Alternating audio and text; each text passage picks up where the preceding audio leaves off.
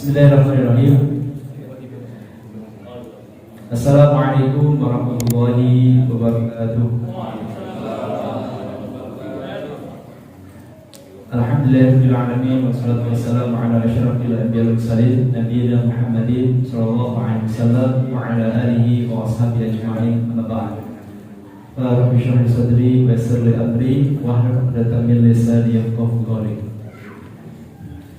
Jamaah salat maghrib dan salat isya, Bapak, Ibu dan hadirin sekalian yang dirahmati Allah SWT. Segala puji dan segala syukur mari kita selalu panjatkan hanya kepada Allah SWT atas segala nikmat karunia yang Allah berikan kepada kita semuanya yang jumlahnya sungguh tidak terhingga.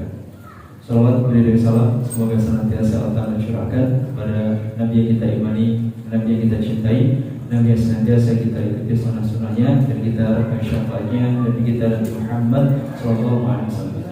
Salam salam semoga tambahkan kepada keluarga tercinta beliau, para umat mukminin, seluruh sahabat, seluruh tabi'in dan seluruh umat muslim dari antaranya.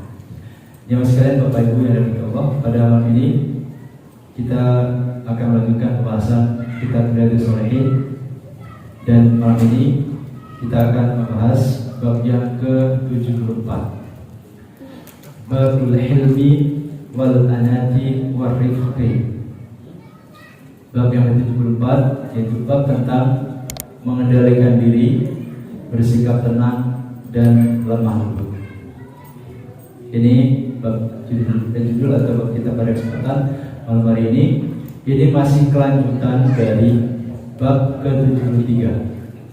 Di bab ke-73 kemarin, bab yang kita bahas adalah bab husnul khuluq, bab tentang akhlak yang mulia. Nah, di pertemuan yang lalu, di antara akhlak mulia yang telah kita bahas adalah akhlak menahan amarah dan membiasakan diri memberikan maaf kepada orang lain. Nah, malam ini di antara akhlak mulia yang diajarkan oleh Islam dan ini harus kita latih adalah akhlak berupa membiasakan diri, melatih diri untuk mengendalikan emosi atau mengendalikan diri, bersikap tenang dan bersikap lemah lembut. Nah, ini judulnya dalam bahasa Arabnya babul hilmi wal anati war rifqi. Nah, ketiga kalimat ini al-hilm wal anat war rifq itu tiga istilah atau tiga kalimat yang maknanya mirip-mirip. Maknanya mirip-mirip. Nah, perbedaan ketiganya itu dijelaskan oleh Syekh Utsaimin sebagai berikut. Jadi qala Syekh Utsaimin hadhihi thalathatu umur mutaqarribah. Jadi tiga hal ini yaitu al-hilmu wal anatu war rifq. Ini adalah tiga kalimat yang mutaqarribah, yang maknanya itu berdekatan. Tapi beliau mencoba untuk menguraikan perbedaan di antara ketiganya. Kata beliau, amal hilmu fahuwa an yamlika al-insan nafsahu 'inda al-ghadab. Idza hasala ghadab wa huwa qadirun fa innahu yahmu wa la yu'aqibu wa la yu'ajjilu bil 'uqubah. Al-hilm itu kata Syekh Utsaimin adalah kemampuan seseorang untuk mengendalikan nafsunya ketika muncul dorongan kemarahan. Jadi dia emosi, dia marah, tetapi dia mencoba untuk menata hatinya, mengendalikan emosinya dan tidak terburu-buru melampiaskan kemarahannya itu namanya al-hilm. Jadi kira-kira terjemahan kita al-hilm adalah kemampuan mengendalikan diri, itu al-hilm. Kemudian wa amal anatu, adapun al-ana adalah fahuwa at-ta'anni fil umuri wa 'adamul ajalati wa alla ya'khud al-insan al-umur bi dhahiriha fa yata'ajjal wa yahkum 'ala syai'i qabla an yata'anna fihi wa yanzur. Sedangkan al-ana adalah kecermatan, ketelitian dan tidak ceroboh atau tidak terburu-buru dalam menilai sesuatu. Itu al-ana. Jadi kecermatan, ketelitian dalam melihat sesuatu. Itu namanya al-ana. Itu yang kedua. Jadi al-hilm tadi kemampuan mengendalikan diri atau mengendalikan emosi. Sedangkan al-anah itu kecermatan, ketelitian, kehati-hatian dalam menilai sesuatu, tidak terburu-buru. Kalau berkaitan dengan menerima informasi, maka al-anah itu informasi itu disaring, dipastikan benar nggak informasi ini. Itu al-anah. Kalau mendapatkan laporan, maka tidak buru-buru kemudian mengambil keputusan, tapi dipastikan bahwasanya laporan ini benar adanya. Ketika menilai seseorang juga tidak terburu-buru hanya karena melihat lahiriahnya atau zahirnya, tapi dipastikan substansi persoalannya. Itu al-anah. Yang ketiga adalah al-rifq.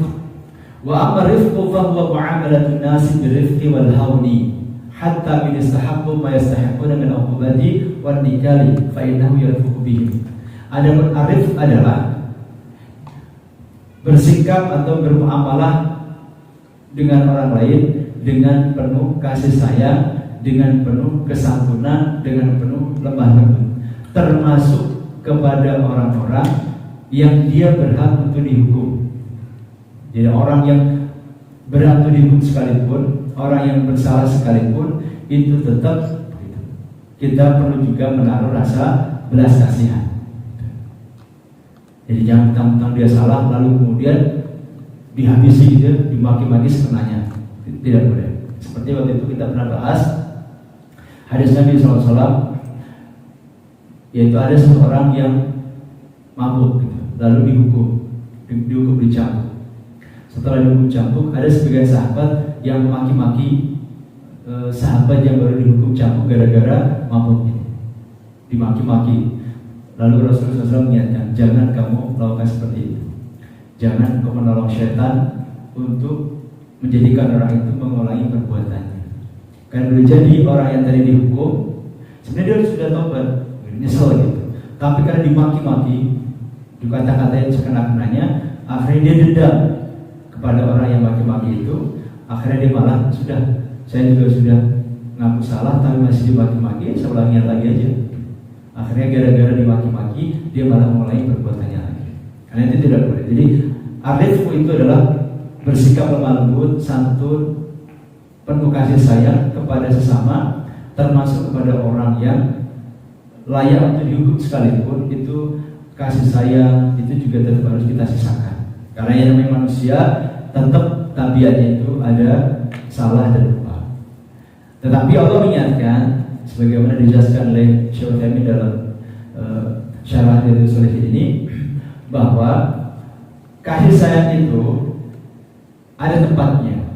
Kalau memang orang itu harus dihukum, maka tidak boleh dengan alasan kasih sayang menghalangi penegakan hukum. Nah, itu tidak boleh. Sebagaimana yang Allah firmankan terkait dengan hukuman para pezina. Allah Ta'ala berfirman dalam surat An-Nur terkait dengan hukuman para pezina. Allah Ta'ala berfirman pada A'udzubillahi minasyaitonir rajim, az-zaniyatu waz-zani fajlidu kulla wahidin minhuma mi'ata jaldah wa la ta'khudhukum bihima ra'fatun fi dinillahi in kuntum tu'minuna billahi wal yawmil akhir wal yashhad 'adabahuma ta'ifatun minal mu'minin. Kata Allah SWT dalam ayat yang mulia ini, yang artinya perempuan yang berzina dan laki-laki yang berzina, maka deralah atau campulah tiap-tiap seorang dari keduanya 100 kali dera atau 100 kali cambukan. Dan janganlah belas kasihan kepada keduanya, mencegah kamu untuk menjalankan agama Allah jika kamu beriman kepada Allah dan hari akhirat. Dan hendaklah pelaksanaan hukuman mereka disaksikan oleh sekumpulan orang-orang yang beriman. Nah, ini penjelasan Allah Ta'ala pertama terkait dengan hukuman bagi pezina. Dalam ayat ini disebutkan hukumannya adalah dicambuk 100 kali. Nah, tetapi hukuman cambuk 100 kali ini itu bagi pezina yang dia belum menikah, masih jomblo, lalu dia melakukan hubungan di luar nikah, itu hukumannya dicambuk masing-masing 100 kali. Tapi kalau dia orang yang sudah menikah, itu hukumannya dirajam, dilempari batu. Nah, dalam ayat ini juga Allah sampaikan, janganlah belas kasihan kepada keduanya, mencegah kamu untuk menjalankan agama Allah. Jadi kan yang pastikan dia namanya cambuk pasti kan sakit. Anak ABG misalkan lalu berzina, kemudian ada saksi 4 orang yang betul-betul melihat bagaimana proses persetubuhan itu terjadi, intinya sudah lengkap semua persyaratannya, maka mau tidak mau ditetapkan hukuman cambuk. Tapi lihat kan pasti kasihan kan. Tapi Allah SWT mengatakan jangan sampai belas kasihan kepada keduanya, mencegah kamu untuk menjalankan agama Allah. Jadi tidak boleh karena alasan kasihan lalu kemudian menghalangi orang untuk menegakkan hukum Allah itu tidak diperkenankan. Baik, ini tentang perbedaan antara al-hilm wal anat wal rifq. Jadi al-hilm itu kemampuan mengendalikan diri, al-anat adalah kecermatan, kehati-hatian, ketelitian dalam melihat segala sesuatu, dalam menghukumi segala sesuatu, dalam menyampaikan segala sesuatu. Itu al-anat. Sedangkan arif itu adalah sikap atau perasaan berkasih sayang kepada sesama. Itu yang akan kita bahas pada kesempatan malam hari ini. Dan sebagai mukadimah, Imam Nawawi mengutip beberapa firman Allah SWT. Ada banyak surat dan ada banyak ayat yang dikutip, tapi kita ambil 2 saja. Yang pertama adalah firman Allah SWT dalam surat Al-Imran ayat 134. Allah Ta'ala berfirman, "Wal kadhimin al-ghayza wal 'afina 'anil nas wallahu yuhibbul muhsinin." Dan orang-orang yang menahan amarahnya dan memaafkan kesalahan orang lain, Allah menyukai orang-orang yang berbuat kebajikan. Surat Al-Imran ayat 134. Ayat ini itu berisi tentang penjelasan Allah Ta'ala mengenai sifat-sifat orang yang bertakwa.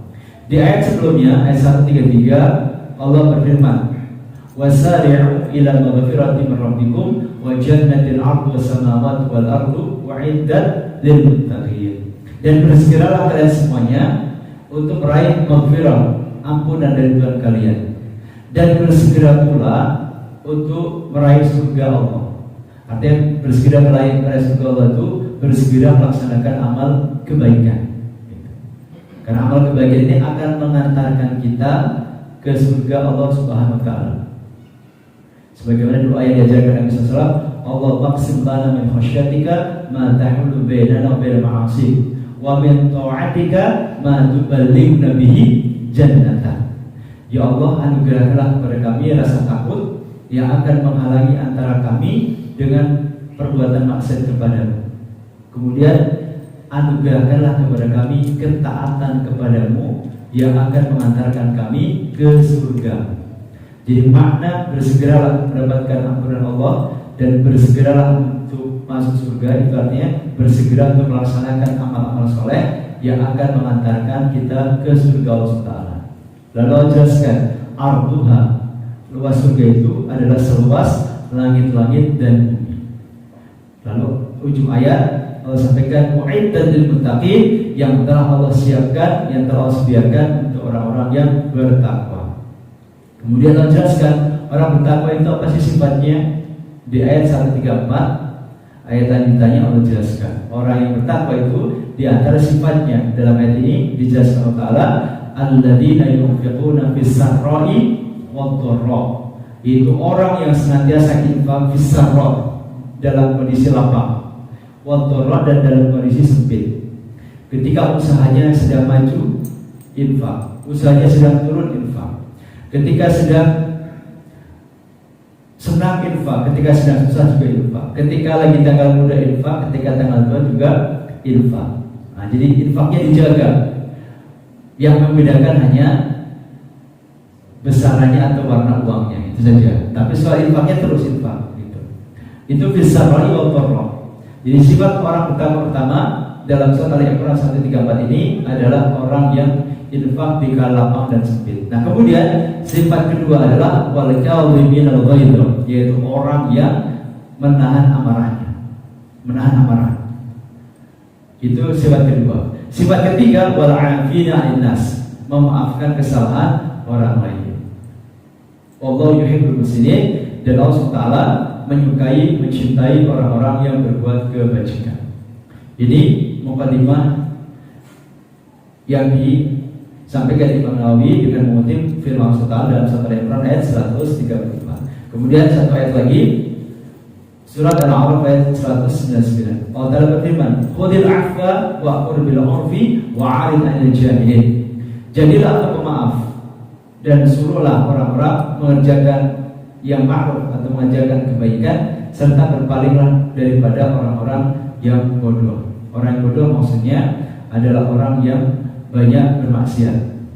Ini dua ayat dari sekitar 5 ayat yang dikutip An-Nawawi sebagai mukadimah dalam bab ini. Selanjutnya kita bahas hadis-hadisnya.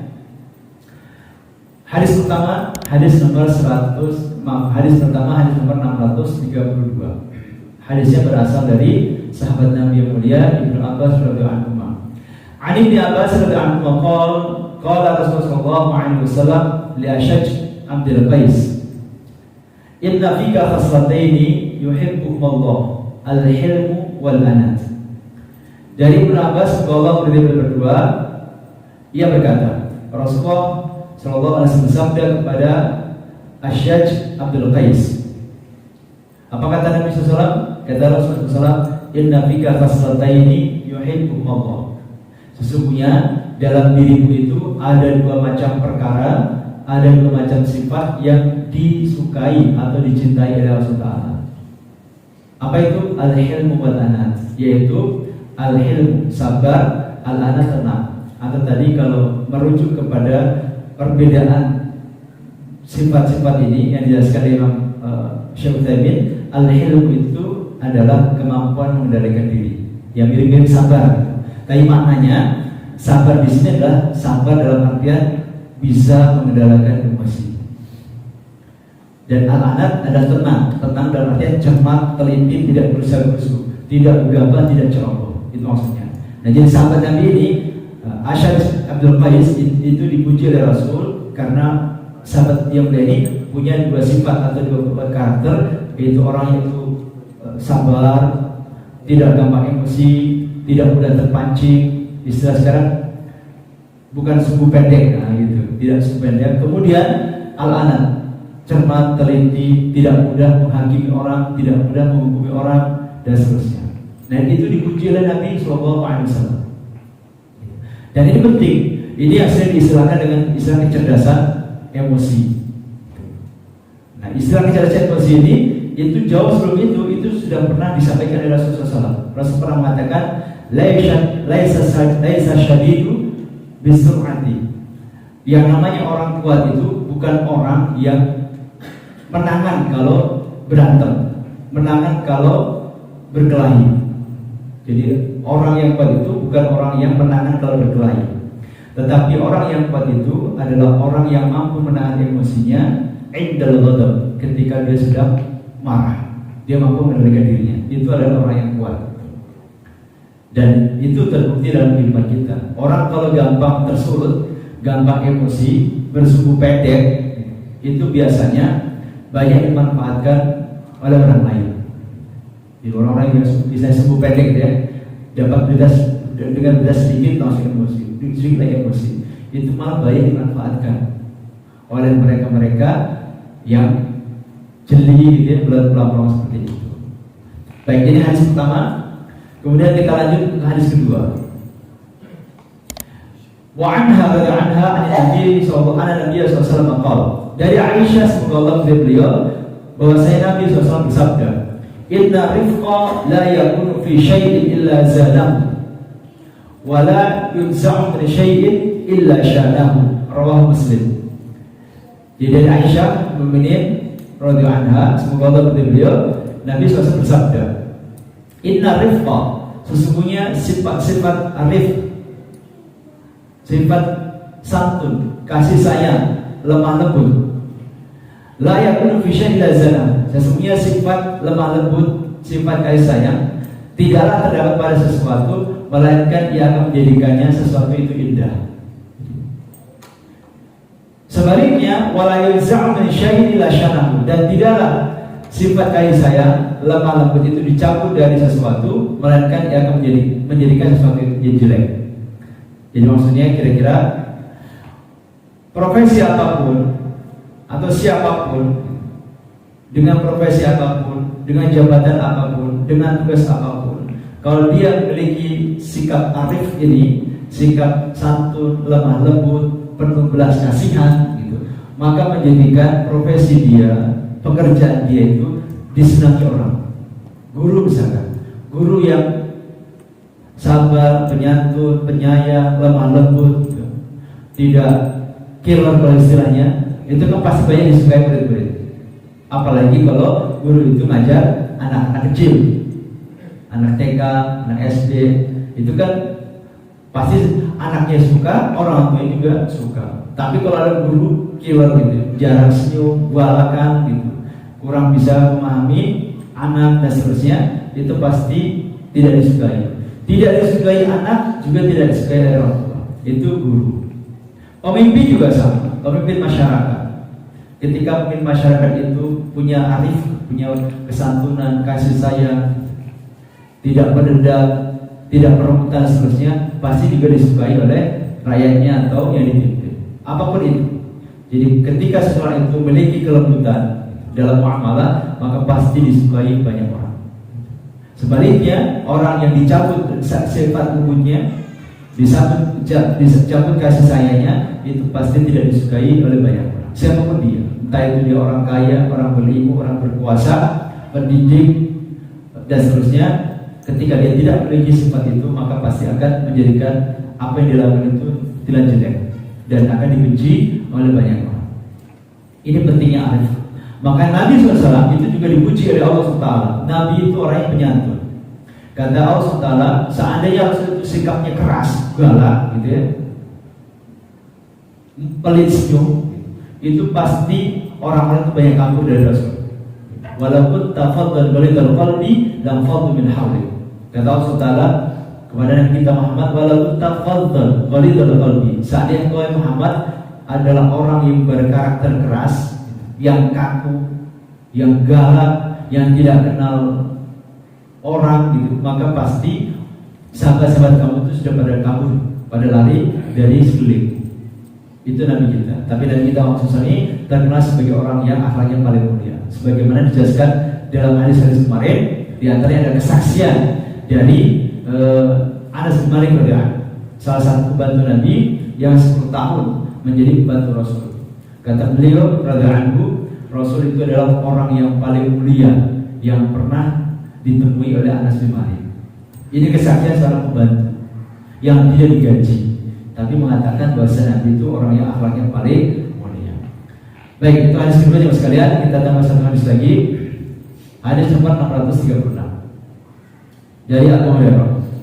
Wa 'an Abi Hurairah radhiyallahu anhu qala bala 'arabiyyun fil masjid faqama an-nasu ilayhi liyaqa'u fihi faqala an-nabiy sallallahu alaihi wasallam da'uhu wa ariquhu 'ala bawlihi sijlan min ma'in aw dhanubin min ma'. Fa'inna bu'ithum mayassarina wa la tub'athu mu'assirin. Rawahul Bukhari. Dari Abu Hurairah radhiyallahu anhu, semoga Allah berkati beliau, ia berkata, ada seorang Arab Badui, orang Arab pedalaman, kencing dalam masjid. Lalu berdirilah para sahabat dengan maksud tidak memberikan tindakan kepadanya. Kemudian Nabi SAW bersabda, "Da'u, biarkanlah orang itu, dan di atas kencingnya siramkanlah air saja, setimba atau segayung air." Jadi dalam hadis ini diceritakan oleh Abu Hurairah, suatu ketika ada seorang Arab Badui. Arab Badui itu Arab yang jauh dari pergaulan manusia. Jadi hidupnya itu banyak lebih banyak sama kambing-kambing, sama unta-unta. Itu orang-orang Arab Badui. Jadi biasanya mata pencarian itu sebagai pengembala ternak. Sehingga mereka ini orangnya secara etika kurang, secara ilmu juga kurang. Nah, suatu hari ada seorang Al-Badui datang ke masjid Nabi SAW lalu kencing dalam masjid. Para sahabat emosi, menganggap ini nggak sopan banget, orang ajar banget nih, masjid dikencingi kan gitu.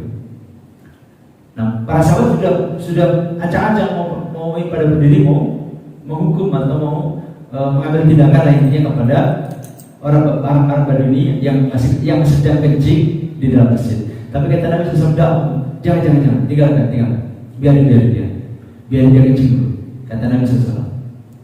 Nah setelah orang-orang baru itu kencing, lalu Rasul mengatakan wariqu ala bauli sijal min ma. Setelah si baru itu kencing, sudah merapikan pakaiannya, kemudian Rasul bilang ariqu ala bauli sijal min ma. Sekarang guyurlah bekas kencingnya tadi dengan setimba air. Akhirnya sahabat ngambil air setimba kira-kira diguyur. Udah selesai. Lalu Rasul mengatakan fa inna bu'itsu muyassirina wa la tub'atu mu'assirin. Sesungguhnya kalian itu diutus, dikirim, dihadirkan Allah Taala untuk memberikan kemudahan. Wa la bu'itsu mu'assirin, dan kamu itu tidak diutus, tidak dikirim Allah Taala, tidak dihadirkan ke muka bumi untuk mempersulit orang lain. Kata Nabi SAW. Hadis riwayat Al-Bukhari. Nah, jadi dalam hadis ini jemaah sekalian ada pelajaran tentang kasih sayang Nabi SAW. Betapa Nabi itu orangnya sangat lembut. Melihat ada seorang yang kencing di masjid, Rasul tahu ini orang gak paham. Orang gak paham bahasanya di masjid itu tidak boleh kencing. Kenapa ya? Karena masjid Nabi ketika itu kan tidak seperti masjid sekarang. Masjid Nabi ketika itu kan lantainya itu kan masih lantai tanah. Jadi gak ada bedanya dengan dia buka masjid, lantai yang tanah. Nah, orang baru ini memang kurang ilmu, juga kurang adab. Dia pikir ya sama aja kan, sama-sama tanah kok. Paling hanya dipagari sedikit, kemudian ada atapnya gitu. Tidak ada satu tanda khusus yang menjadikan orang itu jadi paham, oh ini gak boleh kencing. Tidak ada. Kalau masjid sekarang kan ada karpetnya, kalau tidak ada karpetnya minimal berkeramik atau bahkan marmer, sehingga orang kencing di masjid ya itu sombong banget. Kalau zaman Nabi memang tanah. Ada dalam pikiran Badui, ya apa bedanya saya kencing di sisi sama di sono, sama-sama tanah kan gitu. Dalam pikiran Badui kira-kira seperti itu. Tapi sahabat-sahabat yang sudah paham tentang masalah tohara, tentang masalah bersuci, yang nggak bisa terima kan bersuci kencing. Tapi Rasul dengan penuh kebijaksanaan, dengan penuh ketelitian, dengan penuh kasih sayang, itu memahami persoalan itu dengan sangat baik sekali. Jadi pertama, Rasul SAW biarkan si Badui tadi menyelesaikan hajatnya dulu. Dibiarkan dulu menyelesaikan hajatnya, biar tuntas dulu kencingnya. Baru setelah itu disuruh mengguyur bekas kencingnya dengan air tadi, setimba sekali. Udah selesai persoalan. Semudah itu Rasul menyelesaikan persoalan yang menyulut emosi. Ini menunjukkan bahwa Rasul itu orangnya sangat halim, sangat mampu mengendalikan diri, mengembalikan emosi. Juga memiliki ketelitian, kecermatan, kehati-hatian dalam memilih sesuatu, juga memiliki sifat kasih sayang yang sangat baik sekali. Nah, jemaah sekalian, dari hadis ini itu ada beberapa pelajaran yang dapat kita ambil. Nah, ini beberapa pelajaran yang dapat kita ambil. Pertama adalah minha al-mudru bil jahli wa anna al-insana jahila la yu'amalu kama yu'amalu al-alim li'anna al-alima mu'anid wal jahil tatalli bil ilmi fayu'dan bi jahlihi wa lihada 'adala Nabi SAW alaihi wa rafaqa bihi. Pelajaran pertama adalah bahwa kebodohan itu salah satu udzur yang diterima.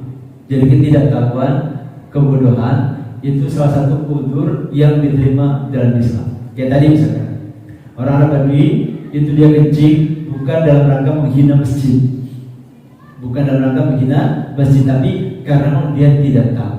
Nah, karena dia tidak tahu, maka Rasul pun memakluminya dan tidak menjadi hukuman. Bahkan dalam keterangan hadis selanjutnya itu disampaikan setelah Rasul membiarkan sahabat tadi, membiarkan orang Badui tadi kencing dan melarang sahabat untuk mengganggu orang Badui tadi. Lalu setelah selesai disiram airnya, Rasul benar-benar nasihati orang Badui tadi. Setelah selesai kencing, Badui tadi dinasihati Nabi SAW. Inna hadil masajid la yasluhu fiha syai'un min al-adha awil qadam wa innama hiya lis-salati wa qira'atil Qur'ani wa takbir. Kata Nabi SAW kepada si Badui tadi, masjid itu gak pantas atau gak boleh di dalamnya itu dipakai untuk buang kotoran, Kata Rasul sebagai tadi, masjid itu nggak boleh dipakai untuk buang kotoran, kata Rasul. Wa innama hiya lis-shalat, masjid itu tempat sholat. Wa qiraatul Quran, untuk baca Quran. Wa takbir, untuk baca takbir, untuk zikir. Nggak boleh buat buang kotoran. Dikasih tahu seperti itu, berarti memang seperti tadi itu betul-betul nggak paham tentang hukum di dalam masjid atau aturan terhadap masjid. Berarti menunjukkan kejahilan atau kebodohan seperti tadi. Jadi al-jahlu, kebodohan itu salah satu udzur yang diterima dalam Islam. Kemudian yang kedua, pelajaran dapat kita ambil dari hadis ketiga tadi adalah wa minha anna syar'a yaqtadi daf'a al-mafsadataini bi adnahuma, ya'ni idza kana hunaka mafsadatan wa la budda min irtikabi ahadihima fa in yartakib al-ashal fa huna amamuna mafsadatan.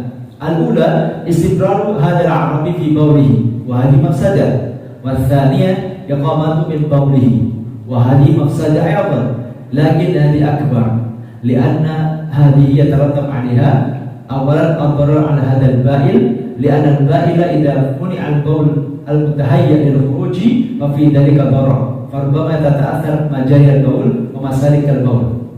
Tsaniyan annahu idza qama fa imma an yaqta'a fi al-thawbahu li'alla tusibahu qatarat al-bawl wahidan takun al-qatarat muntashira fil makan wa rubbama ta'ti 'ala afhadahu wa yabqa makshuf al-awra amma an-nas wa fil masjid wa imma an yudli thawba wa hinaidin yatalabat al-thawb wa yatalabat al-badan wa hadhihi al-mafsadah. Wa li hadha taraka an-nabi sallallahu alaihi wasallam hadha ar-rajul yaqulu hatta intaha thumma amara bi an yasubba 'alaihi dhanuban min ma'. Pelajaran kedua dari hadis tadi tentang kencingnya Arab Badi adalah bahwa di dalam syariat agama kita itu ada satu kaidah. Satu kaidah ini diantaranya disarikan dari hadis tentang kencingnya orang Badi tadi.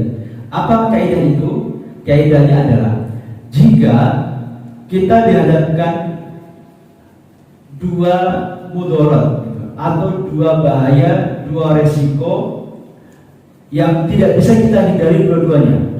Jadi ada dua bahaya, ada dua mudarat yang kita hadapi dua-duanya dan gak mungkin kita mengelakkan dua-duanya, tidak mungkin dihindarkan dua-duanya. Maka aturan dalam syariat adalah diambil mudarat yang paling kecil resikonya atau yang paling kecil. Nah, dalam kasus orang babi tadi yang kencing tadi itu Rasul dihadapkan pada dua hal yang sama-sama buruk, yang sama-sama tidak bagus. Yang pertama adalah orang babi dari kencing, jelas mengencing masjid itu mafsadah, mengencing masjid itu sesuatu yang tidak baik. Itu pertama.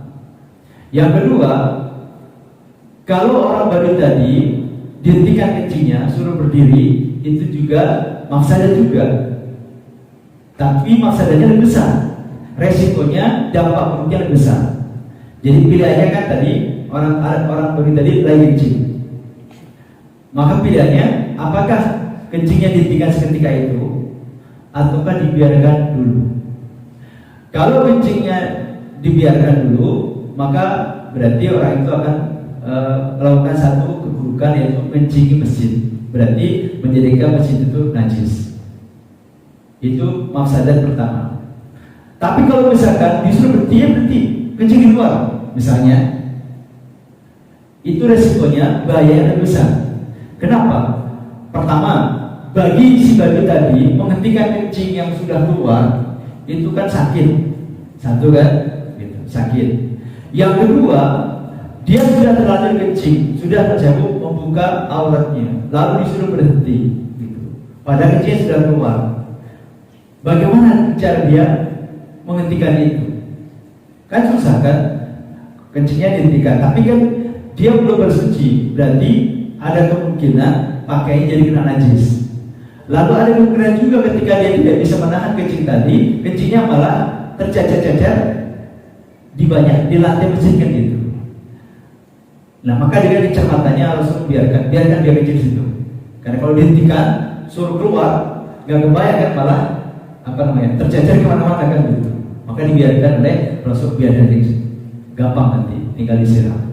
Nah, itu kemudian melahirkan kaidah bahwa ketika kita dihadapkan pada dua resiko, pada dua persoalan mudarat, resiko, masalah yang tidak bisa kita hindari dua-duanya, harus pilih salah satu, maka pilihlah resiko yang terkecil.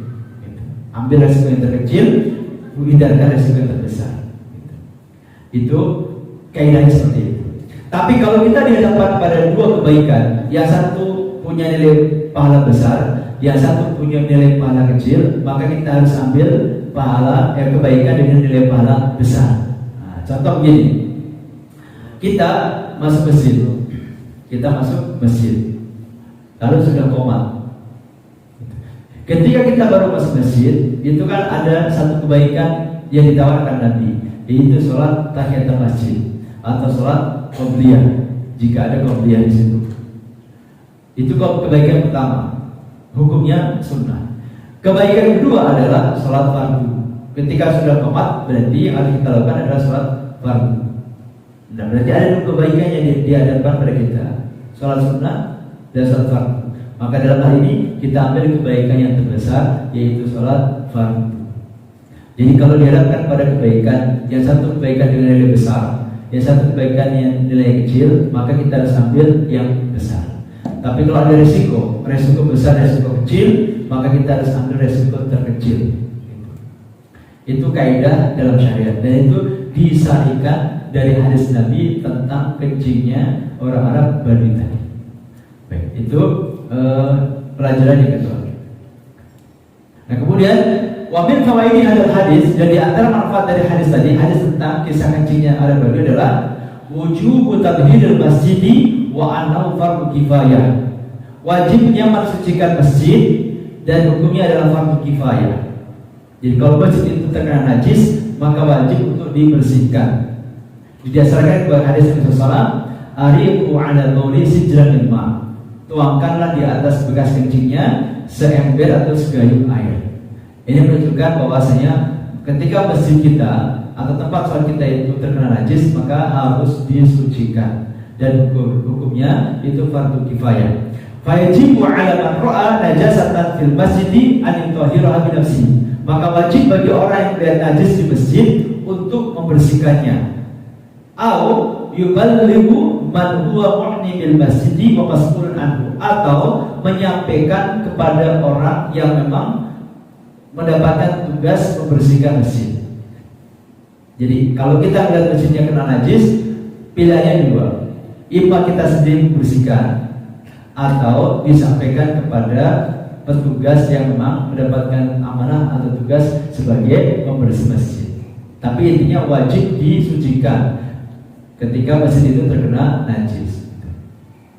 Kemudian berikutnya di antara pelajaran hadis tadi adalah ishtiratu taharati makan musolli. Fal musolli yajibu alaihi an yutahhira thawbahu badanahu makana salatihi. La budda min dhalika sawa'an kanat ardan aw firashan aw ghayra dhalika. Al-muhim annahu la budda min taharati makan musolli. Dari hadis tadi juga dapat diambil satu kesimpulan tentang bahwa syarat sah sholat itu diantaranya adalah sucinya tempat sholat. Jadi salah satu syarat sah sholat itu adalah sucinya tempat kita sholat, juga suci badan dan suci pakaian. Maka Rasulullah mewajibkan supaya bekas kencingnya diguyur. Kemudian waminha, pelajaran berikutnya adalah annal ardo yakfi fi tathhiriha an yusabba 'ala najasati ma'a marratin wahidah. Fa'ida umirat bil ma'i tahara. Lakin in kanat najasatu data jarabin kal ghairi marrawthi wa ma ashbahaha fala budda min zawali hadzal jarab wa ba'daha yutahhar al mahal bi sabbi ma'in alayhi. Dari hadis tadi juga terdapat pelajaran bahwa cara mensucikan bumi atau tanah yang terkena najis itu cukup dengan diguyur air di atasnya, sekali saja sudah cukup. Itu cara mensucikan tanah yang terkena najis, kayak kencingi gitu. Di tanah dikencingi. Gimana cara mensucikannya? Cukup diguyur air. Tapi kalau najisnya najis yang punya fisik, jadi kayak misalkan kotoran gitu ya, BAB gitu, maka harus dibersihkan dulu fisik najisnya tadi, air najis tadi, baru boleh diguyur air. Dan ini berlaku untuk cara mensucikan sofa, karpet, itu caranya beda. Jadi misalnya karpet masjid kita dikencingi oleh seorang anak misalnya, bagaimana cara mensucikan ketika karpet itu terkena air kencing atau kasur lah ya, kasur misalnya. Jadi najis itu ada dua, ada yang disebut dengan najis ainiyah dan najis hukmiyah. Najis ainiyah itu adalah najis yang ada sifat fisiknya, entah itu wujudnya terlihat atau ada baunya gitu, atau ada rasanya. Kan sifat najis tiga kan? Sifat najis kan ada warnanya, bau dan rasa. Nah, najis itu kalau masih ada salah satu dari tiga sifat itu, berarti najis itu adalah najis yang sifatnya ainiyah, dianggap ada wujudnya. Nah, cara membersihkan sofa, karpet, kasur ketika terkena najis dan najisnya masih jelas ada wujudnya, itu dihilangkan dulu najis ainiyahnya. Jadi misalkan ini karpet terkena kencing, itu dibersihkan dulu, misalkan pakai lap itu, dibasahi gitu, digituin. Setelah itu lingkari bagian yang terkena najis tadi, biarkan dia kering dulu. Setelah dia kering, kan sudah tidak ada tuh, ini bekas najis tidak ada. Tapi statusnya itu masih dianggap ada najis, tapi najis hukmiyah. Jadi secara hukum lokasi kencing tadi itu masih dihukumi sebagai tempat yang najis secara hukum, meskipun fisiknya sudah nggak ada, meskipun fisiknya sudah tidak ada. Nah, setelah kering baru kemudian dituang air, diguyur, selesai. Nah, seperti itu cara membersihkan najis. Nah, tadi yang kayak kisah hadis tentang kencingnya air babi tadi, Rasul setelah si babi tadi selesai kencing kan langsung diguyur air kan, Kok enggak ini ditunggu kering dulu. Kalau yang saya pahami kan bisa dibayangin kan, yang namanya Arab itu kan panasnya luar biasa. Orang baru kencing sebentar itu kebayang kan, pasti gak lama langsung kering kan gitu. Maka Rasul setelah babi tadi selesai kencing kan gak lama langsung udah diguyur selesai. Maka cara membersihkan kasur, sofa, apalagi karpet gitu, itu kira-kira cara seperti itu. Jadi kalau masih ada fisik najisnya, hilangkan dulu fisiknya. Kalau itu ya harus dibersihkan dulu sampai tidak ada baunya, tidak terlihat warnanya, dan juga tidak ada rasanya. Nah, rasa ini nggak perlu dijilat, nggak perlu dikira-kira lah. Kira-kira pokoknya fisik najis nggak ada, udah saya itu diamkan dia kering. Setelah dia entah itu dengan sinar matahari atau dibiarkan kan kering sendiri gitu ya. Nah, setelah kering baru guyur, udah selesai. Nggak perlu kemudian ini karpet panjang, apalagi ini ada panjang kan lebar, kena kencing, gotong-gotong. Kebayang kan ribetnya gitu. Udah gitu ketika gotong bisa saja netes kan gitu, ribet. Nah, jadi caranya gitu. Ya katakanlah mungkin dilap-lap dulu pakai lap yang agak basah gitu. Setelah itu kasih lingkaran, dah biarkan dia kering dulu. Mungkin nanti sore atau nanti siang baru diguyur air, udah selesai. Udah boleh dipakai untuk sholat. Bapak sekalian, saya rasa itu yang saya sampaikan sudah ada. Kita ada dulu, nanti sholatnya sampai 24 mungkin bisa lanjutkan dengan tanya jawab. Monggo. Alhamdulillahirobbilalamin, subhanaka wa bihamdika, asyhadu an la ilaha illa anta, astaghfiruka wa atubu ilaik. Assalamualaikum warahmatullahi wabarakatuh.